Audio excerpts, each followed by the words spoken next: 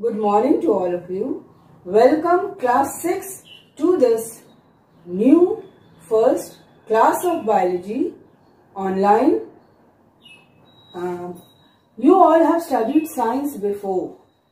Now, science has been divided into three branches: biology, physics, chemistry.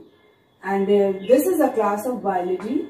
Biology is taken from a Latin word bio and logos. Bio means life and logos means study. So biology is the study of life or living things, living beings made up of plants and animals. And here we are going to study plants. We are going to start our first chapter with the study of plants. Plants, a flowering plant. This diagram you have studied earlier. A flowering plant has a shoot system and a root system. The root system lies below the ground and it arises from the radicle of a seed. Seed germinates and the radicle of the embryo gives rise to root system. The shoot system lies above the ground. It arises from the plumule of the embryo of a seed. Now the shoot system has various other structures. That is the stem, the main pillar-like support. Then we have the leaf, the green food factories of the plant. Then a flower, the reproductive part of the plant, fruit, the food source, and the seeds source. Besides this, we have two kinds of bud. One is the axillary bud lying in the axil of the leaf that grows to form a new branch, and the other is the terminal bud at the tip of the plant, which increases the length of the plant. Then we have nodes, the portion from where the leaf or the branch arises, and the empty portion on the stem without any leaves or branches is called as internode. One node is here, the other node is here. So this portion is internode. Then we have the structure, that is, one word is given here, petiole. This petiole is a part of the leaf structure. The first chapter deals with the leaf, and I am going to make you study structure of leaf. The leaf structure starts with the leaf base. This is the stem and this is the leaf base, slightly swollen portion. From the leaf base arises a petiole which holds the leaf in a slanted manner to expose it to sunlight. The flat expanded part of the leaf is called as lamina. In the lamina is divided into two equal halves by a central thick midrib. This midrib has many tiny branches called veins and veinlets arising from it. Now the function of each part of the leaf: petiole holds the leaf erect. Leaf base attaches the leaf to the stem. Lamina, the flat expanded portion, is green, rich in chlorophyll, and it synthesizes food by the process of photosynthesis. The midrib, a thick tubular pipeline which helps to carry water and minerals to every corner of the leaf. Through veins and veinlets, the tiny channels arising from the main pipeline, that is midrib.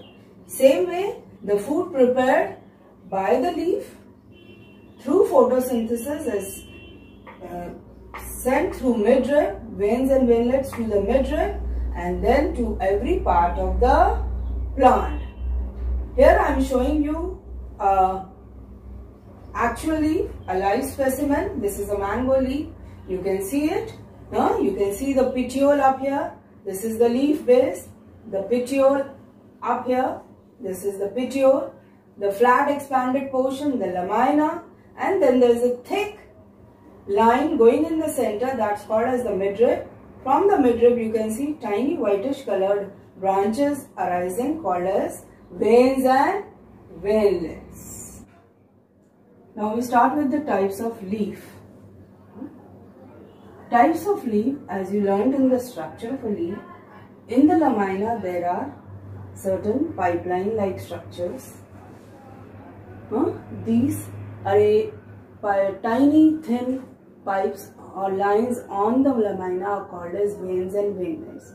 Now, arrangement of veins and veinlets on the lamina is called as venation.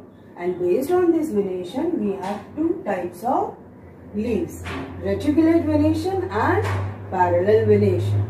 Reticulate venation has veins in the form of network, irregular. Here you can see irregular pattern of leaves. This is reticulate venation. It is found in dicot plants, a plant whose seed has two cotyledons. Then such a plant has a taproot system.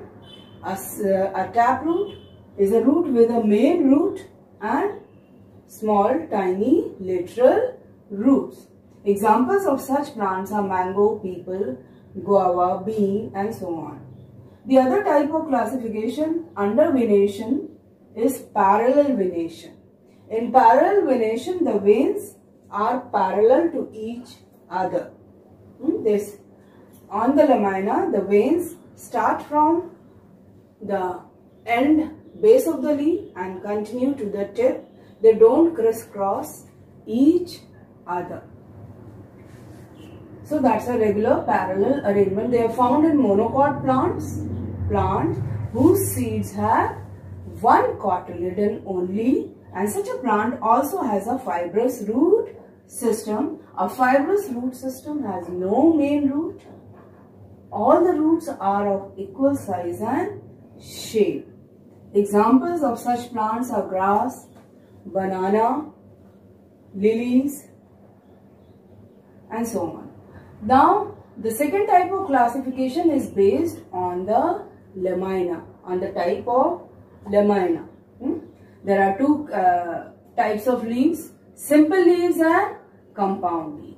Simple leaves are leaves in which the lamina is undivided. Like in here, lamina is undivided, it's entire. You can see the arrangement of simple leaves in this custard apple. This is a simple leaf, this is the petiole, and each leaf has an axillary bud. You can see an axillary bud here, an axillary bud here, and this is the main stem. So main stem, axillary bud, petiole and the entire lamina. So this is simple leaf found in mango, guava, custard apple. Most of the plants have simple leaves.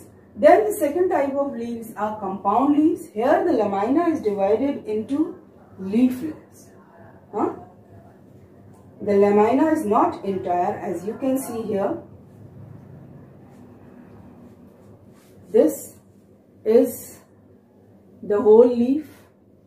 This is one leaf and it is divided into so many leaflets. Here you can see another leaf divided into so many leaflets, tiny sections. And also you can see there is no axillary bud in the leaflets.